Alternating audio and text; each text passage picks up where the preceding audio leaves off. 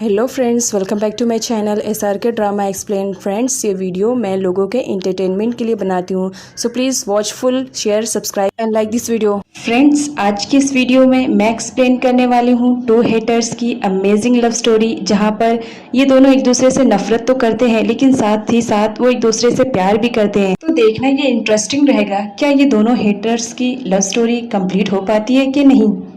Friends, जैसे कि हमने प्रीवियस पार्ट में देखा था, लैन और मुक एक दूसरे से शादी के लिए रेडी हो जाते हैं। इस बात से रुत बहुत ज़्यादा परेशान रहता है क्योंकि वो मुक को पसंद करता है। इस वजह से उसका काम में भी दिल नहीं लगता है। तभी लैन आता है रुत से मिलने के लिए ताकि वो उसकी प्रॉब्लम को कुछ सॉर्ट आउट करने में उसकी हेल्प कर सके। वो उससे आता है बात करने के लिए। अनफॉर्चुनेटली वहाँ पर पिट भी आई हुई रहती है। उन दोनों को देखकर वो फिर से सिचुएशन को गलत तरीके से सोच लेती है। उसे लगता है कि लैन और रुत एक दूसरे से जो कि प्यार करते हैं वो एक दूसरे से बिछड़ रहे हैं क्योंकि लैन मुख से शादी कर रहा है। इस वजह से हो सकता है वो दोनों स्ट्रेस में है। उसके बाद क्या, पिट आती है अपनी बहन मुख से बात करने के लिए और कहती है वो दोनों एक दूसरे से बहुत प्यार करते हैं, चाहे वो दोनों एक लड़के हों या gay, whatever, I don't know. आप उनकी लाइफ से क्यों नहीं हट जाती हैं ताकि उनकी खुशियों के बीच आप ना आ सके। जिस पर बताया जाता है कि मुख नहीं मानती है। और इधर दिखाया जाता है कि फाइनली मुक की शादी की डेट आ जाती है। वो वेडिंग ड्रेस में पहनकर इंतज़ार करती रहती है लैन का। इधर दिखाया जाता है नुक को, जिसके पेट में पेन होता है, वो कॉल करती है लैन के पास और बोलती है कि मेरे पेट में बहुत ज़्यादा पेन हो रहा है, प्लीज़ तुम आ जाओ। जिस पर लैन बोलता है तुम फिक्र मत करो, मैं थोड़ी ही देर में आ रहा हूँ। इधर निक प्लान बनाती है ताकि उसकी वेडिंग ना होने पाए। इधर घर वालों को दिखाया जाता है जो कि वेट करते रहते हैं लैन का, क्योंकि शादी का मुहूर्त निकलते रहता है। तभी दिखाया जाता है कि लैन रुत के साथ आता है और बोलता है कि आप लोगों को क्या लग रहा था कि मैं ऐसा कुछ करूँगा, मैं ऐसा कुछ भी नहीं करूँगा। उसके बाद शादी की जो भी रिचुअल्स होती है सारी दोनों मिलकर पूरी करते हैं। तभी लैन मुख के कान में बोलता है तुम मुझसे शादी करना चाहती थी ना, तो ठीक है, अब तुम्हें तुम्हारी लाइफ में मैं कैसे हेल्प तुम्हें दिखाता हूँ ये तुम्हें मालूम पड़ेगा। मुझसे शादी करके तुम्हें बहुत महंगा पड़ेगा। जिस पर मुख बोलती है सस्ती चीज़ें मुझे भी नहीं पसंद है, महंगी ही चीज़ें पसंद है।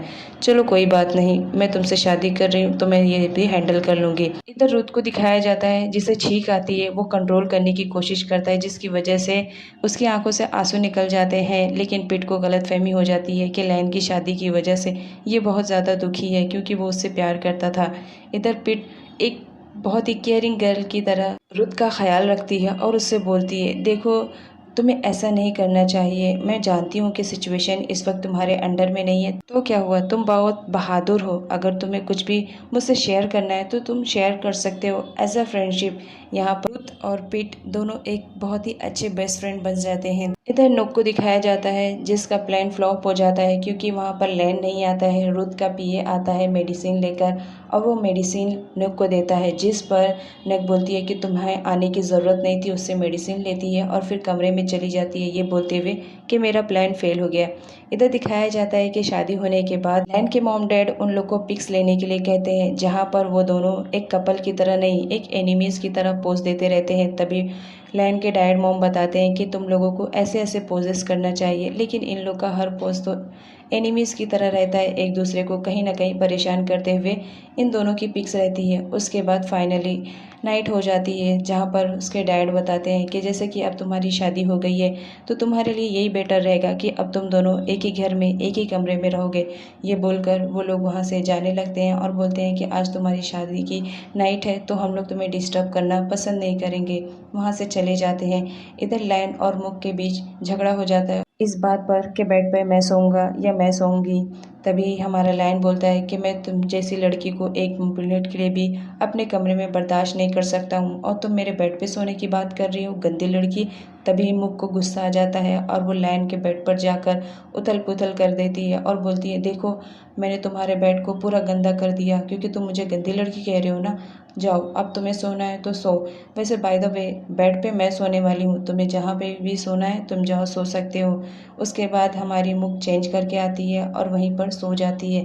लैन को भी दूसरी जगह नींद नहीं आती है क्योंकि उसे बेड चाहिए होता है सोने के लिए, तो वो भी बाजू में सो जाता है और बोलता है फिर मैं नहीं चाहता हूँ अगर रात में कुछ भी होगा। उसके बाद नाइट का सीन दिखाया जाता है। मुक तो कराटे चैंपियन रहती है, वो बार बार लैन के पास जाती है, चिपक जाती है और उसके ऊपर कभी अपना हाथ रखती है, कभी पैर रखती है, जिसकी वजह से लैन की नींद खराब हो जाती है। वो गुस्से में आकर मुक को चद्दर में लपेट कर पैर से नीचे कर देता है और बोलता है, ये बेड मेरा है, ये सिर्फ मेरा अकेला रहेगा, जाओ नीचे सो। और लैन पूरे बेड पे अकेले सो जाता है। सुबह जब मुक की आँख खुलती है तो अपने आप को नीचे पाकर समझ जाती है कि ये लैन का काम है। उससे बदला लेने के लिए वो उसके फेस पे अपना वाला मेकअप अप्लाई कर देती है और उसे एक बिल्ला बना देती है। नेक्स्ट सीन में दिखाया जाता है जब लैन की आँख खुलती है तब वो फ्रेश होने के लिए जाता है और देखकर हैरान रहता है कि लैन ने तो उसे एक बिल्ला बना दिया था। वो गुस्से में बोलता है, तुम्हारी तो खैर नहीं। उसके बाद वो मेकअप छुड़ाने की कोशिश करता है लेकिन मेकअप निकलता नहीं है क्योंकि वो वाटर प्रूफ रहता है। लैन परेशान हो जाता है बट फिर भी निकालने की कोशिश करता है और मुक को ब्लेम देता रहता है कि तुम्हें तो मैं छोड़ूंगा नहीं, बस तुम एक बार मुझे मिल जाओ। इधर मुक को दिखाया जाता है कि लैन के डैड ने उसे कुछ पेपर्स दिए थे जिन्हें वो छुपाने की कोशिश कर रही थी। तभी वो बेड के पास जाकर छुपाती है। उसी वक्त लैन आ जाता है और वो पूछता है कि तुम मुझसे क्या छुपा रही हो, और वो जाता है ढूंढने के लिए लेकिन मुक उसे पकड़ लेती है और बोलती है ऐसा कुछ भी नहीं है। यहाँ पर उन दोनों के बीच तो स्वीट सी फाइट भी हो जाती है। लैन उस पेपर्स को ढूंढने की कोशिश करता है जहाँ पर मुक उसे किक भी मार देती है और बोलती है तुम्हें वो कुछ भी नहीं मिलेगा क्योंकि मैंने यहाँ पर कुछ भी नहीं छुपाया है। जिस पर लैन बोलता है मैंने तुम्हें देखा है कुछ छुपाते हुए, बस मुझे मिल जाए। लैन को नहीं मिलती है वो चीज़ क्योंकि मुक ने उसे अच्छी तरह से छुपा दिया था।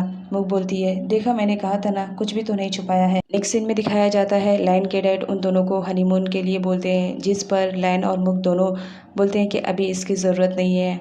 उसके बाद वो लोग बोलते हैं ठीक है, जैसी तुम्हारी मर्ज़ी, जब तुम जाना चाहो जा सकते हो। उस पर उसके डैड बोलते हैं मुक से कि मैं चाहता हूँ कि तुम लैन को भी बिज़नेस में इन्वॉल्व करो क्योंकि यहाँ पर लैन तो ज़रा भी इंटरेस्ट नहीं लेता है बिज़नेस में। तो उसके डैड चाहते हैं कि मेरे बाद ये कारोबार मेरा बेटा ही संभाले।